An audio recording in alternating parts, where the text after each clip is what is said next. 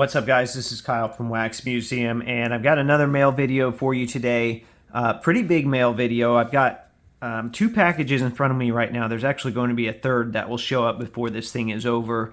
I'm recording this on different days. I couldn't wait to open one of these, so I will be splicing all that together. So before all is said and done, I will tell you there should be two one-of-ones on the table, so you want to stay tuned for that. So let's start off with this one here, which is not a one-of-one.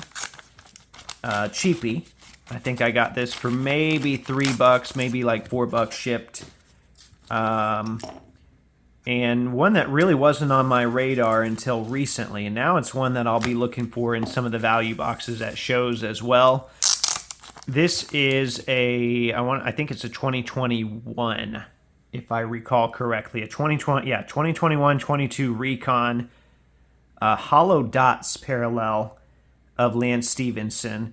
And this really wasn't on my radar, but a friend of mine who collects a player said he was one away from this entire rainbow, and it was the hollow dots. And that kind of piqued my interest. So I said, okay, are those rare? Should I be looking for those in boxes? And he said, absolutely. I went out and searched online. I didn't find a lot of these hollow dots across several years for the Pacers. So this one was cheap. Like I said, it was $3 or $4, and I picked it up. It reminds me a little bit of the Dazzle parallels from, I think, 2017 and 2018 Threads. So give me a shout out in the comments if you remember Threads. Wish that set would come back, at least as a full product. But anyway, that was a cheap little, I don't know if it's a case hit or a super short print. Technically, I know they say everything is now, but happy to add that one. I forgot Recon stuff. Some of it's just a little bit thicker, which makes it tricky sometime with binders, which is probably where that will end up. That's a good binder card. Okay, next one here. This is a card that I bought from Panini Instant, and I bought it on May 17th. And I am recording this video on, I believe this is August 4th. So you can see there that it is not all that instant. Okay, that's the name of the program, but that's really not what's happening here. So anyway, I finally got this card. I'm happy to get this one. Should just be one card. Let me see if I can just dig out the card itself and not show you all the addresses and everything like that. Maybe not. Oh, they actually put it in a mag. That does surprise me a little bit.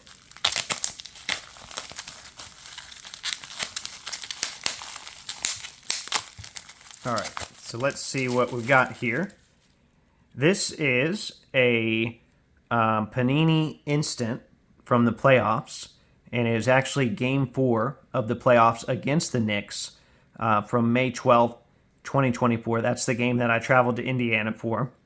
And it is the Black 101. And originally when I saw what they were listing this for, I said, I don't know if I want to really spin that for a Panini Instant card. But the more I thought about it, I said, you know what? Like, I was at the game. I might as well. And I was looking at the back here. I know Topps Now does something like that with the backs of their cards where they have kind of those seals. I don't know if you can see it on the camera here. I didn't think Panini Instant did that. Maybe it's a one-on-one thing. Hold on a second. I've got another card over here. I guess they did do it on these as well. I don't know if you can see it on camera, but this is just a kind of a regular instant card that I had previously. So anyway, that's a one-on-one. That will be pretty, special card to me. Like I said, I went to that game, traveled to that game with some family. It was a great time. They won. I talked all about it on a audio podcast episode, so you'll have to check that out if you haven't already. So now let's go forward in time a little bit and open package number 3. Okay, a quick update on that card. So when I was done recording, I looked at it a little bit closer, and I noticed there was a hair in the sealed mag. And then I looked at it even more, and there was an indentation on the card. And neither one of these were huge defects, but I decided I would reach out to Panini because it's just a card that they're printing in-house. So that stuff seems like it should be avoidable. So anyway, they told me they would reprint the card and put it in a new mag. They said they could get the card reprinted in a week. Now, we'll see. I doubt I'll actually get it back that fast, but I did decide to send that one back. So I don't have that in my possession now, but I am looking forward to getting that back again, hopefully in the next couple weeks. Okay, so I've gone forward in time a little bit, and I have one more one of one to show you, one that I do not plan on sending back, although you never really plan on sending that back, but I have good feelings about this one.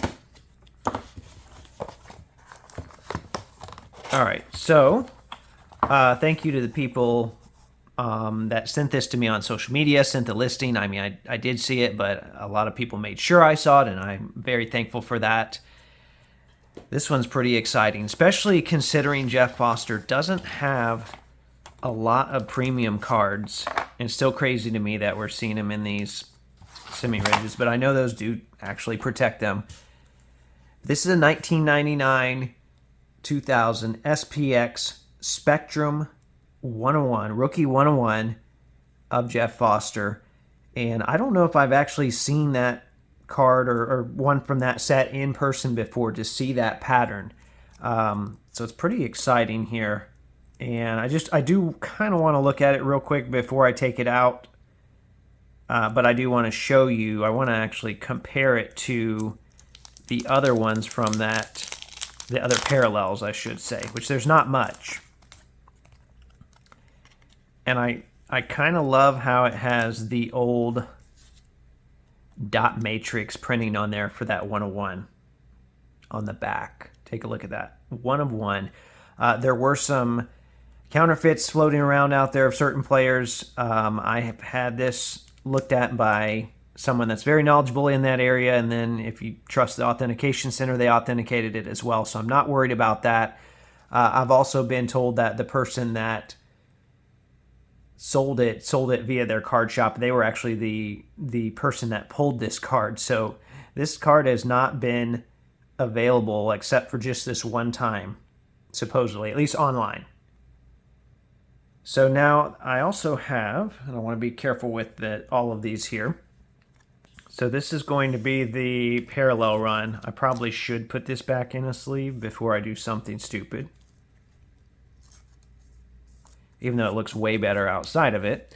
All right, so SPX did not have, and I'll try to get the glare off of these, I'm sorry. SPX did not have a million parallels like a lot of the modern sets now do, and even some of the stuff back then had more than this.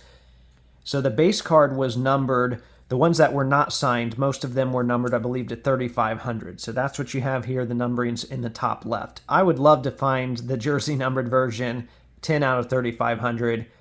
Probably not likely, but I also didn't feel like that 101 would ever pop up, so who knows. And when I do find it, it'll probably, I'm hoping it'll be just a real cheap one. I did find this is called the Radiance. This is numbered to 100. I did find the jersey number of that. So I actually have 2 copies of this card, but when the jersey numbered version showed up, obviously I had to have that. So that's numbered 10 out of 100, and that serial numbering is in the same spot as the 101. So you can see that the Jeff Foster 10 of 100 and the Jeff Foster 101 from SPX. So a much happier ending on that one than the Halliburton. But like I said, the Halliburton is going to be reprinted and sent back. So the only reason I'm sending it to them is so they can fix it and I can get it back, because I do want that card. But there you have it. And I'm sorry, once again, I know there's a lot of glare on these. It's hard to get everything positioned just right. But there you have it. Hope you enjoyed that. Remember, there are new episodes of the audio podcast that come out every Thursday. And as always, thanks for watching.